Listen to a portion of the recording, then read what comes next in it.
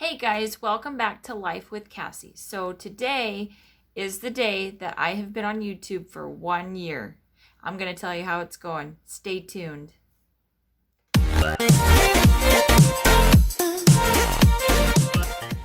Hey guys, welcome back. So before we begin this video, I want you guys to go ahead and hit the subscribe button to join our community and hit the notification bell down below, and that will send you guys a notification every time I upload a new video.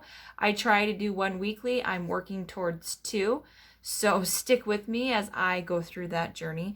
Also, don't forget to like the video, share where you can, and comment down below, and we greatly appreciate it. All right guys, so as I was saying before, this video is, I'm launching it today on the channel. September 9th is the 1 year I have been full-time on YouTube. So you're probably wondering, how is that going? As you can see, I haven't hit the mark for the subscribers that I need to get monetized. So I'm at 44 subscribers. So with that, it's not enough. So I have to have 1,000 subscribers to be able to get monetized to keep the channel running. So right now, it's become a hobby, a full-time hobby. I do like YouTube, and I enjoy what I'm doing, and I like bringing videos to you guys, so that's been a plus. I'm also not getting the views that I thought that I would on my videos. I want this video for you guys, if you're a newcomer to YouTube or thinking about starting a YouTube channel, I want to tell you guys about how it's worked for me. So I am a stay-at-home mom. I've been a stay-at-home mom for 3 years. And little man just started preschool in August. So I have both of my children in school all the time. So Jack is in 4 hours a day, and Marty is doing distance learning right now through the pandemic. So with that said, I now have some time without a toddler pulling at me to get some more things done and some more stuff worked out for the channel. But I want this video to be just letting you guys know what it took for me to start the channel. So there's an about section in, like, on my channel. So you can scroll through. It says like home, videos, community, and there's an about section. So you write what your channel is about. And so for me, I've done that about 2 or 3 times and revising it. And I wanted to be genuine when I wrote it. I wanted to let you guys know who we were and what you were going to be seeing. And so some days you'll see me with makeup and some days you won't. Some days we're doing family adventures, and some days I'm bringing recipes or soap or just daily life.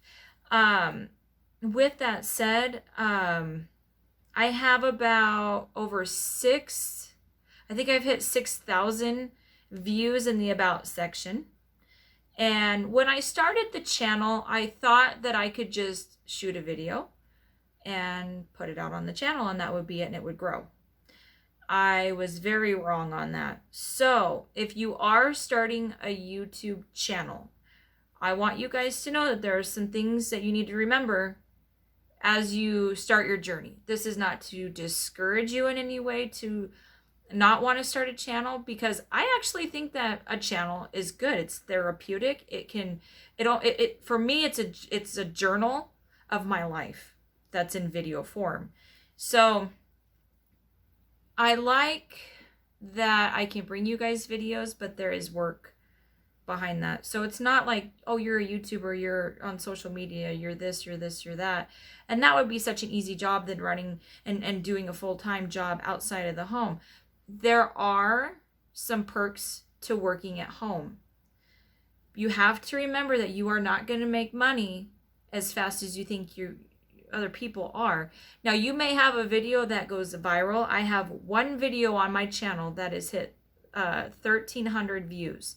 So it's 1,300 views, and it's 1.3K when you look at it. And that's how to make homemade hand sanitizer. Now, I wanted to put something out that I knew how to do that was going to help people during a crisis, during the pandemic. And I knew how to make hand sanitizer. I had aloe vera plants growing out in my yard, and I thought, why not? I've got a good platform, and I can bring people something that they can't get at the stores that they can possibly make at home. And with that said, I use the channel to try and bring you guys stuff that will help you in your life, or things that I have done through trial and error that I've found a way to make it work better, and I can bring that to you guys to help your lives and to better your lives. So anyways, with the channel, I really thought that I could just be home with Jack and make money. Well, I was sorely mistaken. So it's been a year. I have 44 subscribers, and I do not have my channel monetized. And monetizing means that you can put ads in your videos. Once you hit that 1,000, you can put ads in that. And that's how a YouTuber makes money. That and sponsorship. But I have to do some more research on sponsors. But from what I have read and what I've seen is sponsors want to sponsor a video, or you sponsor their product after you have had 1,000 subscribers to your channel. And I want to say it's like 10,000 view hours, and I haven't hit that just yet. So if you're going to start a channel, remember that it's going to be a hobby for a while. I wouldn't quit your full-time job. I would see how the channel does after a year, and if you're either burnt out or done, or it's not moving, maybe you need to reassess what you're doing. And I believe that's what I need to do as the future progresses with the channel. So I want to keep running the channel, but I'm going to be bringing some other things to you guys that will benefit you and benefit me. So you can be a stay-at-home mom, or a stay-at-home dad, or stay-at-home just person in general, and make money on YouTube. It is doable. So for me, I just have to stick with it and see if it'll grow. I'm in a good position in life where I'm able to do that. But with YouTube, it is time consuming. You want to be able to bring your audience a 10-minute video. It just depends on the topic that you're doing. It can be 10 minutes, more or less. Some videos on my channel have went over 10 minutes. But you want to keep your audience interested in what your content is. You don't want to lose them midway and be like, what are you talking about, or what are you doing? And yes, I do have ramble videos on my channel, but there are some people that want to see what I'm talking about, or want to listen and maybe get advice from what I'm doing. So running a YouTube channel from home can be done with just your cell phone. You guys don't need to go out right away and go buy a big old fancy camera and hope that it's going to grow and be fast, and you can pay the camera off and whatnot. I started out with a cell phone, and that was it. And I just started shooting. Now for the first year, I needed to get comfortable in front of the camera. I needed to figure out a system, a placement of where I was going to film the videos. So for the first year, what I did was I would just put my camera up right in front of my face, and I would just be like, hey, welcome to Life with Cassie.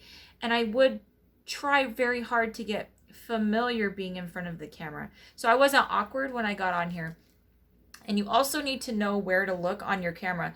So for me, when I'm filming this video, I'm looking at the little screen, like the little camera dot over on the cell phone. I'm not actually watching the screen where I'm filming. And that can get a little complicated too, because you're trying to look over at the camera, and then you're trying to look at the circle hole to make sure that your eye contact lines up with the film when you're done shooting it, so it looks good. And that can be interesting to figure out. I mean, even filming this video, it gets very tiring to do that. But that's how you make a good video. And so eye placement using your cell phone. I have actually linked my phone down below. It's not a fancy phone, guys. It's just from Sprint. But there are a lot of camera phones out there, iPhones, smartphones, you name it, that can run your channel just using your phone. So there's a lot of apps. So I use Open Camera app to work the camera, because for me, I want that mirrored image. Like, I want you guys to see it, you know, without, so I can put up, like, let's see here. I can put up this and it's not backwards for you guys. So you can actually read it, you can see it, and that was very important when running the channel. So the cameras that come standard on the phones, for me, I tried filming with it and it just wasn't going to work. So do some research, see what camera apps are out there. I will link Open Camera app down below for you guys to check out. It's free, and there are a ton of YouTube videos out there on how to run the app. There's a lot of things to look for when you're setting up your lighting and your contrast and your exposure, and they can cover that better than I can. I'm not exactly a pro at the camera or that app just yet, but there are some things that are pretty neat that you can bring to your YouTube channel at like a zero cost. Also, when you guys start beginning your YouTube channel, natural lighting is always best. So I'd like to shoot in front of a window outside. I have lights back up here. I have 2 lights back here that I bought. They are also linked in the description box below. So anything I talk about in the video will be linked.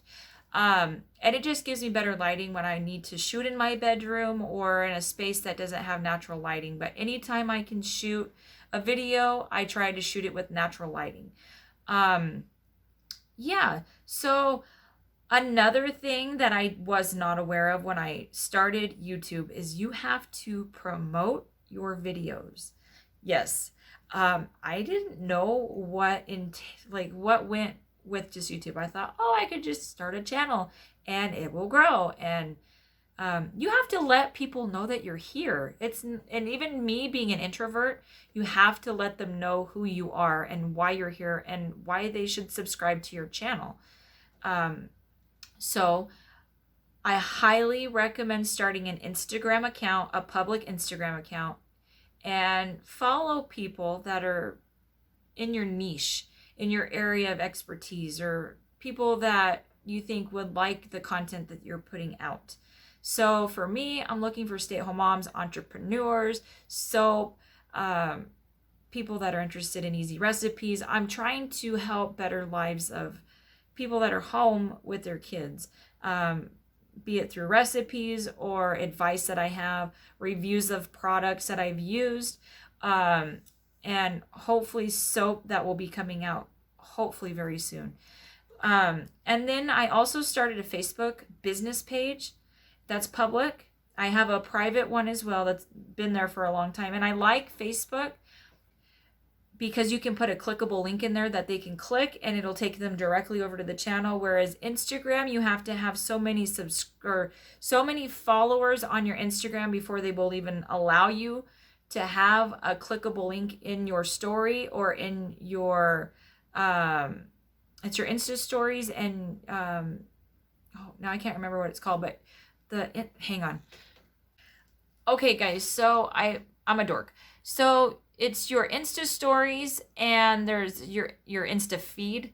So that's what, when you're scrolling through and people are looking at pictures, and then you have your picture and then there's a circle around your picture and they can click that picture and that'll show the Insta stories. And they're only up for a short amount of time, like I think a day-ish or something like that. And so they can get a glimpse of something. And anyways, I found a way that you can do that, and I'll run that in another video and show you guys how to put a clickable link into your Insta stories when you don't have enough followers on your Insta or on your Instagram page.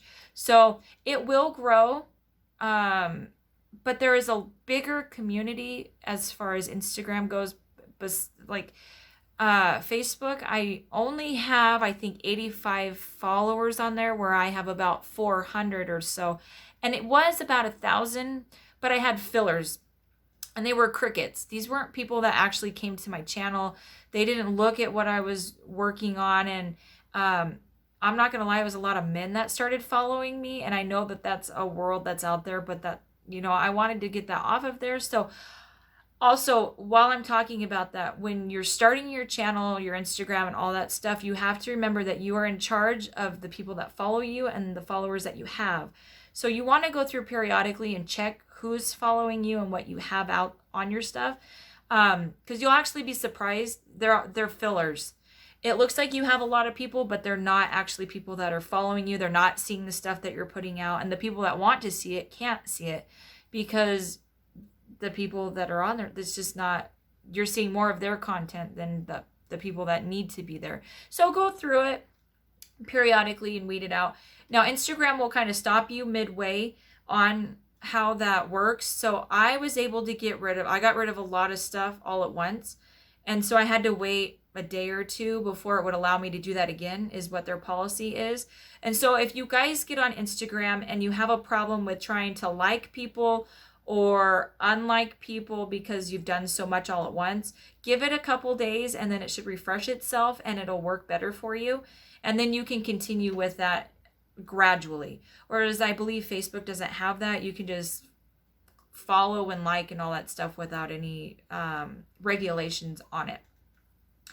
But I wanted to just say that you have to promote the videos.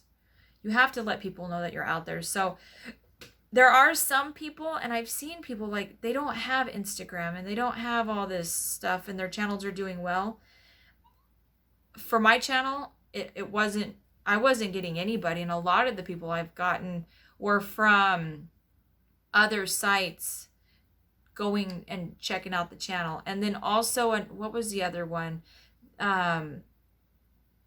Hashtags. You want to make sure on anything that you post, you put a hashtag in the description. So you'd be like, hey, happy Monday, guys, da da da da da. And then you put the link to your video and then you do hashtags, and that puts your videos into other areas on the web and on the apps of Instagram and Facebook and stuff. So it shows other people who you are, who wouldn't otherwise see you, because you're up against a lot of people. There is an immense amount of people on the World Wide Web right now. And you have to be able to get yourself through that. What's going to set us apart from all these other people that are doing YouTube? I'm just another one out there trying it out. But what makes my channel different from somebody else who is a stay-at-home mom doing the same thing? Or, what's going to set us apart from everybody else? And you know what I figured out? It's who we are as a person. We're all unique. And you may connect with somebody, whereas somebody wouldn't connect with that. They may like that other stay-at-home mom, but there's something that they're not connecting with. And here you come and you start your channel and people are like, oh, well, she's similar to me and I can connect with her. Or, we're all in the same boat and we're all doing what we're doing, but she's got something. And I want to follow that. And I want to follow her channel and her journey. The biggest thing for me with the channel is just being genuine.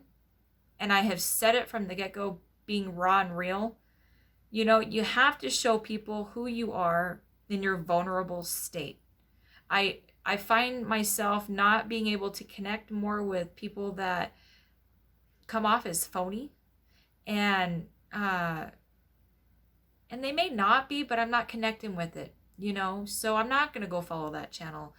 And I wanted to bring me as I was, my family as we were.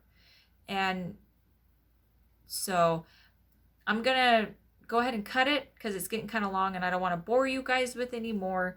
But this has been a great year as far as learning how the channel works, and how to do stuff with the channel. You guys make sure you're putting in your intros and your outros. Those are extremely important. If you don't know what that is, you can Google intros and outros. There are some free options out there. I will tell you that if you want to do some good thumbnails without watermarks on them, Snappa is also another good. It's on, there's no apps for it. It's actually on the internet, so you have to have a laptop to be able to run all the thumbnails. But you guys, the app is, or the website is really cool because you can do for any social media site out there, as far as your covers, your thumbnails, your stories and whatnot.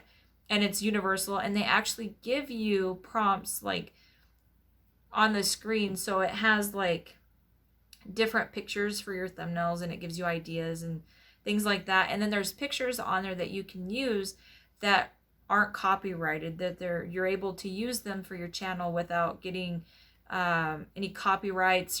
And that's the other thing too, you have to watch the music you put in your videos, because I got dinged on one because I had music in the background, and YouTube algorithm picked up on the music, and I actually had to shut the video down and rerun it with the actual music that was approved. So you could run any music you want in your videos. You just have to remember that you're gonna have to pay essentially the person royalties for using their song.